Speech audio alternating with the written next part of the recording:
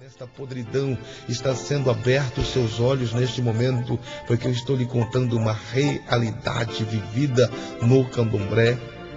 E passei pela abolação, e bolei, e desmaiei, e fui recolhido a Roncó, onde fiquei 21 dias incorporados, 21 dias totalmente possesso por demônios. Comia o que eles me davam, comia carnes de animais, bebendo algo chamado abô. O sangue do animal era derramado sobre minha cabeça, e a carne, as vísceras do animal, era colocado em um pote de barro grande, e ali era colocado água com ervas, e se chama-se abô. Aquilo que enchia de bicho, muito bicho, era a água que eu bebia, água apodrecida de carnes, água apodrecida de folha suja. Levantava às 4 horas da manhã, incorporado com demônios, para tomar banho daquela água podre, me preparando para o candomblé, para me tornar um Inhaô.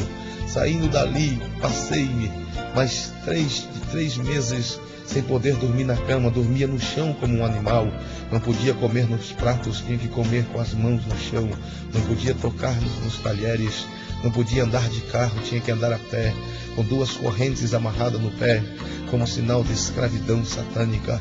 Todos os que olhassem para mim saberiam que eu era um escravo de Satanás, por 3 meses totalmente possesso pelos demônios. Depois, retornando ao Roncó pela última obrigação, agora me tornava um ebome. Entrei em coma porque o meu corpo não suportou a incorporação dos demônios. E o demônio que estava incorporado em mim pediu um bode, ele queria comer o bode e beber o sangue todinho. E o pai de santo não tinha dinheiro na hora para comprar. Foi quando ligaram para o meu pai e disseram para ele que eu estava em coma, e para que eu saísse do coma era necessário um bode. Meu pai se revoltou, quis dar parte na polícia, ficou totalmente revoltado. Foi quando meu pai descobriu onde eu estava e entrou num processo de oração terrível. Mandou dizer ao pai de santo: você colocou meu filho em coma, tira ele de coma, porque senão a coisa não vai ficar boa para o seu lado. E ali eles deram um jeito, ofereceram aos demônios o que eles queriam e me tiraram do Roncó. Houve-se uma grande festa de Iaô, reuniu-se todos os pais de santos de candomblé daquela cidade, e eu me tornei um ebome de candomblé, mais entrelaçado com os demônios ainda. Passando mais alguns dias, fui novamente dar obrigação agora em Quetu, porque a Angola eu já conhecia o Rumbê. O Rumbê é uma porta atrás dos terreiros de Angola, onde ficam assentados ali um demônio chamado Ossanho, ou Ipeçanhe, ou Beçanhe. É um demônio em forma de cobra, metade cobra e metade formato de humano. E aquele demônio, todas as noites, ele incorpora numa jiboia ou numa cascavel que há dentro do rumbê e passa por cima do pai de santo e por cima do Iaô, que está deitado na esteira, e ele começa a andar por cima do Iaô. Iaô não pode se mover, ele solta uma gosma horrível na cabeça do Iaô, que é dando o direito de Satanás entrar e sair na cabeça do Iaô a hora que queira, e o Iaô não pode se mover. O iniciado no candomblé tem que sujeitar-se a isso. Todas as noites Lúcifer entra no Roncó. Eu lembro-me de uma certa noite, quando ele entrou no Roncó, passou pelo Pepelê. Pepelê é onde estão assentados todos os santos de candomblé, todos os assentamentos. Um pai de santo de candomblé não pode revelar isso, porque há uma coisa chamada taquim, um compromisso que ele faz com os demônios, e desce a língua ao pó da terra, e corta-se a sua língua, 7 cortes de navalha, e começa a jorrar sangue, e pega-se uma pedra chamada de otá na linguagem urubaica, em português é uma pedra comum, e pega aquela pedra e corta um pombo em cima daquela pedra, simbolizando o ar, e pega a terra e joga em cima da pedra, simbolizando a criação, e pega um ovo, simbolizando o mistério da naturalidade, ou seja, o mistério da vida ao nascer-se de dentro de sua mãe, e quebra ali, e depois derrama o sangue do pombo e joga fel de animal, simbolizando as coisas amargas desta vida, e joga mel, simbolizando as coisas doces desta vida, e mistura na terra e põe na sua língua, e você engole, e promete que nunca poderá revelar os mistérios ocultos do Espiritismo. Eu estou lhes falando neste momento, você está ouvindo o que estou lhe dizendo, porque estou revestido no sangue de Jesus, estou coberto pelo sangue de Jesus, estou liberto pelo sangue de Jesus. transformado pelo sangue de Jesus, regenerado pelo sangue de Jesus. Há 2 anjos poderosos neste momento do meu lado e Jesus está entronizado no meu coração. É por isso que posso lhe dizer com toda esta liberdade o que eu passei no Espiritismo. E voltando-me para o Queto, fiquei mais 90 dias encolhidos em Roncó, dando obrigação para os demônios. E nesse intervalo de tempo, os meus pais, os meus parentes e familiares, de joelhos dobrados diante de Deus, intercedendo em meu favor, para que Deus viesse me resgatar, me libertar desta tão dura e terrível vida do Espiritismo. De forma que fui para a casa desta mulher, a qual vim fazer o trabalho de feitiçaria para ela.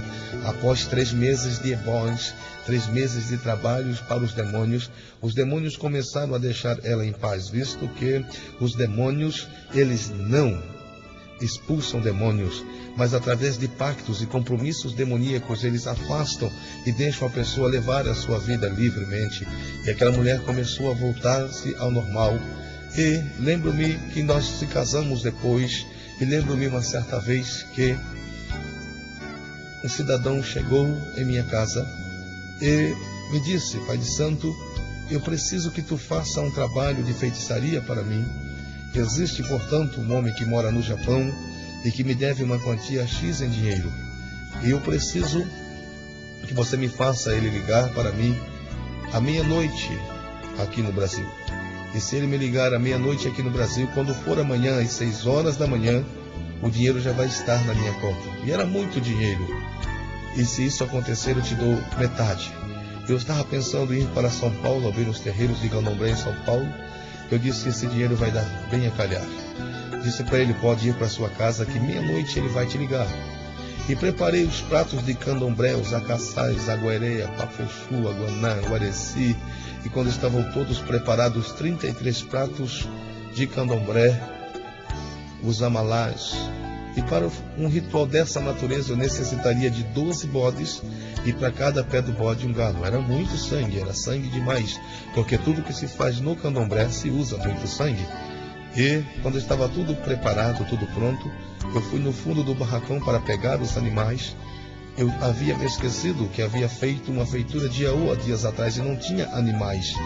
E quando eu for no fundo do barracão para pegar animais, não tinha animais. E antes de eu conhecer a Jesus, os demônios falavam comigo, eu falava com eles.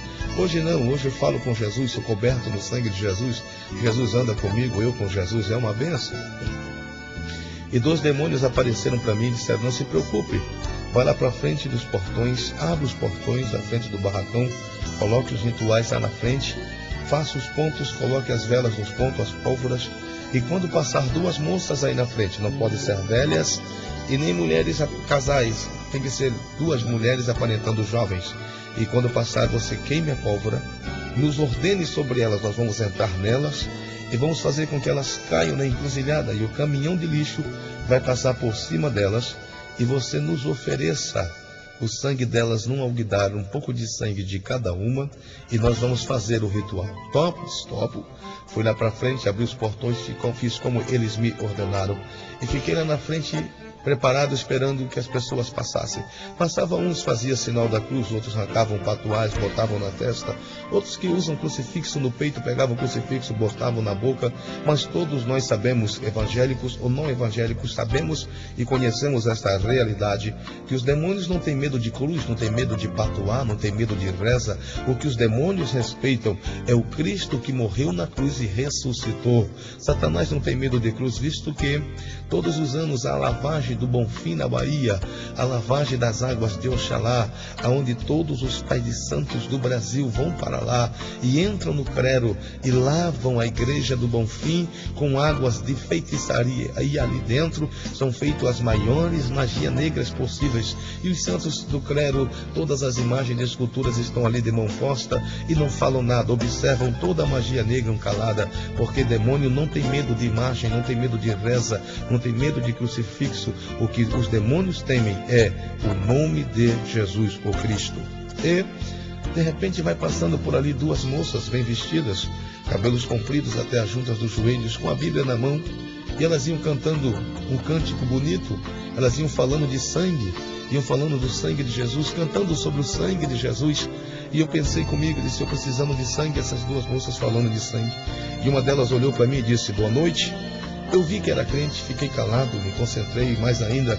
E elas deram uns 4 passos para frente e pararam, olharam uma para a outra, viraram-se para trás, apontaram os 2 dedinhos na minha direção e gritaram em alta voz, disseram, boa noite, feiticeiro, Jesus te ama e tem uma obra na sua vida. Eu tremi de cima e embaixo, não entendi o que estava acontecendo, visto que o pai de santo com 23 endorosãs assentados, sabe o que é isto? Cada um endorosã tem aproximadamente 6.000 demônios. Então eu havia no meu assentamento de endorosã 23 vezes 6.000 demônios. Era demônios até para o fio de cabelo. Mas eu nunca tinha me deparado com coisas tão terríveis como naquele momento. 2 moças, com uma palavra, conseguiu me balançar de cima e embaixo. E eu me revoltei e disse aos 2 demônios que estavam do meu lado, eu quero matar agora essas 2 crentes. Eu vou matar essas 2 crentinhas. Vai ser essas 2 que eu vou oferecer o ritual agora. Eu peguei as velas e quando aproximei a vela da pólvora, o demônio olhou para mim e disse, não faça isso. E eu me assustei, visto que dos meus 10 anos de idade até aquele dia, os demônios nunca tinham me dito não para nada. Tudo que eu tinha pedido eles tinham feito. E eu balancei mais ainda. Concentrei novamente, ignorei o que eles tinham falado. E quando eu vou levando novamente o fogo na pólvora, eles me disseram, não faça isso. Porque se você fazer isso, quem vai morrer é você. Aí eu me revoltei e disse a eles, por que vocês me dizem isso? Vocês me deram a sua palavra, eu dei a minha palavra ao moço, e aí está pronto o ritual. E agora eu quero que seja por pirraça, por raiva. Eu quero que seja essas 2 crentes. E quando eu vou levando novamente o fogo na pólvora, que eu olho para os demônios, eles agarraram um no braço do outro e começaram a tremer de cima e embaixo. Começaram a tremer as pernas, a balançar. E disseram para mim, você não pode fazer isso. Se você fizer isso, o feitiço volta contra você. Eu disse, por quê? E eles me disseram, essas 2 jovens são diferentes. Eu disse, o que elas têm de diferente? Eles começaram a me dizer, essas 2 jovens pertencem àquele homem lá de cima. E dentro dela há uma tocha de fogo acesa queimando 24 horas por dia. E se demônio tocarem nela, o demônio explode. Eu disse, então chame mais demônio, busque reforma, reforço, chame mais, busque o inferno inteiro. E eles me disseram, é impossível. Se o inferno inteiro tocar nelas, o inferno inteiro explode por causa do sangue do Filho do Homem que está sobre a vida delas e causa nelas uma proteção e demônio nenhum pode chegar perto delas. Aquilo me trouxe uma indignação, chutei os pratos de candomblé, apaguei as velas, pisei naquilo tudo, quebrei tudo, entrei para dentro e no meio da minha sala havia um Jorge de 2 metros de altura que eu mandei vir do Rio de Janeiro, da casa Oxalá, onde se faz só imagens de escultura para a paz de santo. E todo o santo de barro é oco. E no meio daquele cavalo branco eu fiz um assentamento de Lúcifer, totalmente feito em argila, cravado com alguns filetes de prata, e coloquei todas as coisas imundas que os demônios aceitam ali dentro daquele assentamento, daquele bar, fechei. E todos os dias que eu passasse, eu tinha que colocar ali, matar um bode, uma garrafa de uísque e acender uma vela. Naquele momento eu estava irado, foi diferente. Eu passei, coloquei uma vela e disse, não quero conversa com ninguém. Tomei um banho e deitei para dormir. Quando eu deitei para dormir, eu tive um sonho. Eu sonhei que ia descendo numa avenida, e uma senhora veio gritando e perguntou para mim, o senhor viu alguém carregando uma criança por aí? Eu disse, não vi. Ela disse, eu estava cortando o meu cabelo e a minha filha desapareceu. E de repente eu continuo descendo e vem subindo 2 senhoras, gritando desesperado, e uma delas arrancando o cabelo. Aproximou-se de mim e disse, o senhor viu alguém carregando 5 meninas passando por aí? Eu disse, não vi. Ela disse, eu estava ali dando almoço às minhas 5 filhas.